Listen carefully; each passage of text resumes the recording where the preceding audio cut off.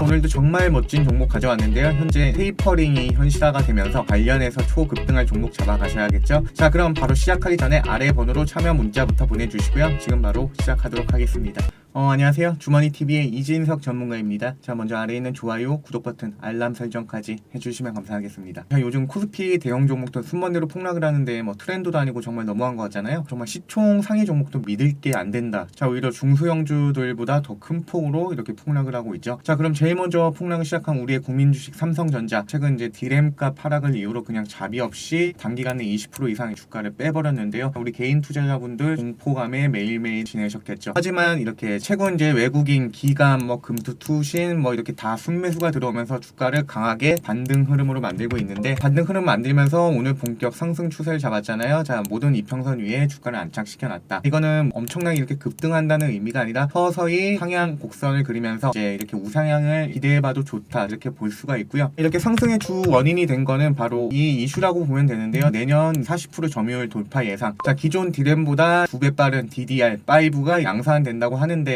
자, 가격도 무려 30% 이상 좀 인상된 가격이라고 합니다. 속도도 빠르고 가격도 비싸긴 하지만 이미 싸구려 된 구형 말고 신형으로 갈아타는 게 정석이겠죠. 자, 무려 7년 만에 세대 교체가 이제 이뤄진다고 한다는데, 정말 그 기대감은 엄청날 수 있다고 볼 수가 있는 겁니다. 전망으로는 신형 디램이 시장에 이제 10%, 2024년까지는 43%까지 이렇게 점유율이 지속 확대될 것이라는 점과 기존 제품보다 30% 이상 비싼 가격으로 이제 공급될 것으로 전망이 된다고 하는데, 자, 그럼 삼성 주가도 이렇게 현재 이 자리를 넘어서 계속 우상향하면서, 자, 기존의 고점이었던 96,800원을 뚫고 10만원 이상으로 이렇게 가야 한다고 볼 수가 있습니다. 그리고 오너 리스크 말씀하시는 분들이 있는데, 자, 이미 오너 리스크는 다 반영된 상태라고 볼 수가 있습니다. 되도록은 형님 감옥 가실 때 삼성이 휘청거린 게 아니잖아요. 또한 이제 최근 이제 삼성이 이제 메타버스 사업에도 뛰어들면서 사업성은 우리나라뿐만 아니라 이제 글로벌적으로 최고의 기업으로서 성장성이 무궁무진하다라고 볼 수가 있습니다. 종목 특성상 아까도 말씀드렸지만 10%, 20% 상한가 갈 수는 없겠죠.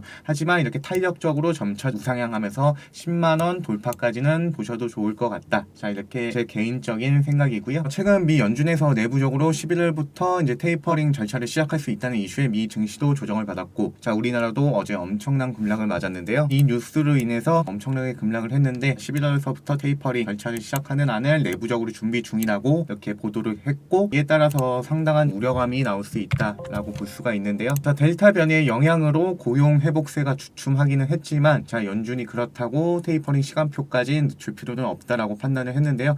자, 일단 좀 이렇게 되면은 연내 테이퍼링은 피할 수 없는 과제다라고 볼 수가 있고요.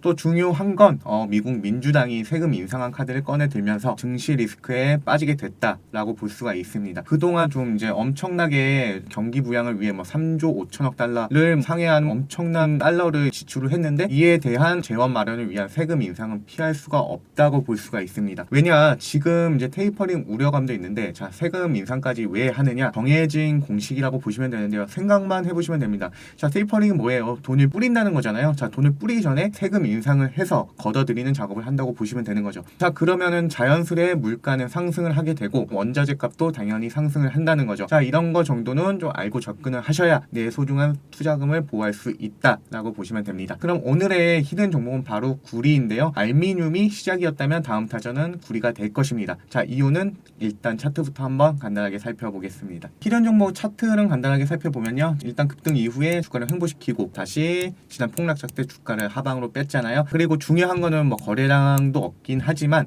자, 주가를 옆으로 횡보시키는 게 아니라 주가를 상방으로 서서히 이렇게 올리고 있습니다. 이런 종목들 특징이 뭐예요? 조만간 재료가 나와서 엄청나게 급등한다는 뜻으로 보셔도 될 것 같죠. 차트는 보조적인 지표잖아요. 중요한 거는 주식은 항상 재료와 일정 이런 뉴스에 따라서 움직이잖아요. 현재 좀 구리값이 꾸준히 오르고 있고, 너도 나도 전기차 사업에 뛰어들고 있는 거 아시죠? 전기차에 좀 들어가는 재료 중에 가장 많은 품목을 차지하는 게 뭔지 모르시죠? 바로 구리입니다. 주봉 자체도 자, 이렇게 계속 우상향 패턴을 거치면서 이제 예쁘게 계속 주가를 올리고 있는데, 자, 1차적으로 시세 나온다면 여기 15%짜리, 여기 20%짜리, 자, 여기 40%짜리 이렇게 보고 가는 겁니다. 근데 얘는 지금부터가 시작이기 때문에 여기는 무조건 뚫고 올라갈 것이다. 이렇게 보시면 될 것 같고요. 알미늄이 원자재의 시작이었다면 우리가 바로 다음 타겟이 될 거라는 것 꼭 명심하시길 바랄게요. 아래 번호로 꼭 참여 문자 보내주셔서 이 히든 종목 받아가시고 좋은 수익 결과 꼭 보시길 바라겠습니다. 그리고 이 영상 제목란에 제가 이용하는 텔레그램 주소가 있는데요. 실시간으로 급등 종목이나 속보 등이 정말 빠르게 올라오는데, 자, 다들 뉴스 뜨면은 뭐 네이버에서 찾아보시고 하시잖아요. 자, 일일이 그렇게 귀찮게 확인하지 마시고 텔레그램에서 찾으시면 실시간으로 나오는 속보라든지 이런 계속 올라오니까요. 종목도 나오고요.